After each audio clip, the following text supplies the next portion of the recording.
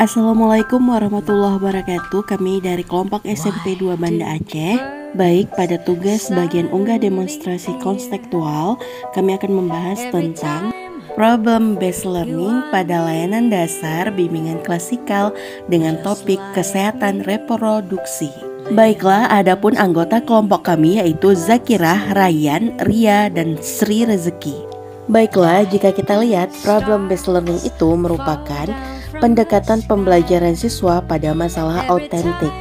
Nah, metode ini dilakukan dengan tujuan untuk mengembangkan kemampuan siswa dalam berpikir kritis, mengembangkan kemandirian belajar, dan meningkatkan kepercayaan diri siswa. Lantas, mengapa kami memilih problem based learning dalam layanan bimbingan klasikal ini?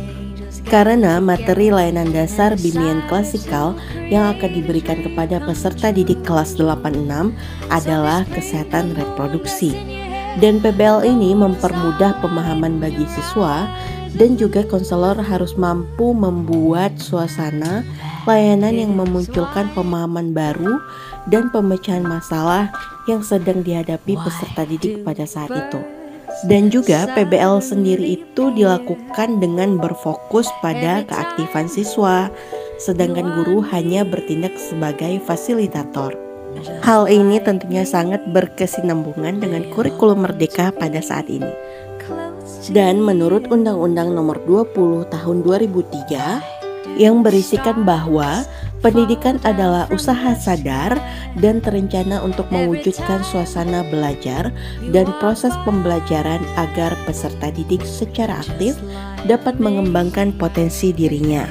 Hal ini untuk memiliki kekuatan spiritual keagamaan, pengendalian diri, kepribadian, kecerdasan, akhlak mulia, serta keterampilan yang diperlukan untuk dirinya, masyarakat, dan bangsa negara. Dan diharapkan pelayanan BK menggunakan PBL ini dapat mencapai tujuan tersebut. Adapun langkah-langkah praktik problem based learning pada bimbingan klasikal adalah: yang pertama yaitu orientasi siswa pada masalah, yang kedua mengorganisasi siswa untuk belajar, yang ketiga membimbing siswa secara individual maupun kelompok, yang keempat mengembangkan dan menyajikan hasil karya, dan yang terakhir menganalisis dan mengevaluasi proses pemecahan masalah. Adapun latar belakang masalah topik kesehatan reproduksi yang kami angkat yaitu masa remaja adalah masa peralihan dari kanak-kanak menuju dewasa. Menurut WHO, remaja adalah mereka yang berusia dari 10 sampai 19 tahun dan juga sudah mengalami perkembangan. Dimulai tanda-tanda seksual sekunder sampai ia mencapai kematangan seksual, perkembangan psikologis, dan pola identifikasi dari kanak-kanak menuju dewasa. Baik, berdasarkan fenomena tersebut, maka kami melakukan need assessment menggunakan AKPD. Setelah kami melakukan survei awal dengan cara membagikan angket kebutuhan peserta didik atau disebut dengan AKPD kepada peserta didik kelas 8 SMP Negeri 2 Banda Aceh.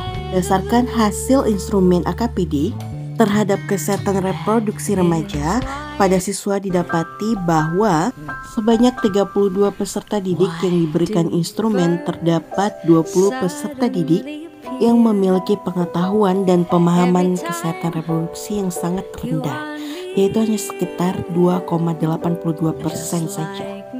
Maka kami menganalisis permasalahan berdasarkan teori. Program kesehatan reproduksi remaja sangat diperlukan di sekolah dengan tujuan untuk meningkatkan pemahaman, sikap, dan perilaku positif siswa tentang kesehatan dan hak-hak reproduksi, guna meningkatkan derajat kesehatan reproduksinya dan mempersiapkan kehidupan berkeluarga dalam mendukung upaya peningkatan kualitas generasi mendatang. Permasalahan remaja yang berkaitan dengan kesehatan reproduksi berasal dari kurangnya informasi, pemahaman, dan kesadaran untuk mencapai keadaan sehat secara reproduksi. Bimbingan yang dilakukan oleh guru sangat diperlukan bagi para remaja terhadap pergaulan lawan jenisnya dan pengetahuan tentang kesehatan reproduksi remaja, agar mereka tidak terjebak dalam perilaku seksual di luar batas. Oleh karena itu, kami menggunakan layanan klasikal, yaitu pemberian informasi dan edukasi guna membantu peserta didik untuk meningkatkan pemahaman mengenai kesehatan reproduksi. Baik, adapun output produk yang telah dibuat yaitu yang pertama, kami melakukan profiling peserta didik pada siswa kelas 86 SMP 2 Banda Aceh yang terdiri dari 32 orang siswa, dan melalui proses observasi dan pembagian AKPD ditemukan bahwa 20 peserta didik yang memiliki pengetahuan kesehatan reproduksi yang sangat rendah. Selanjutnya kami membuat RPLBK dengan topik kesehatan reproduksi dan kami merencanakan memberikan layanan melalui layanan klasikal. Berikut ini adalah RPLBK layanan dasar bimbingan klasikal.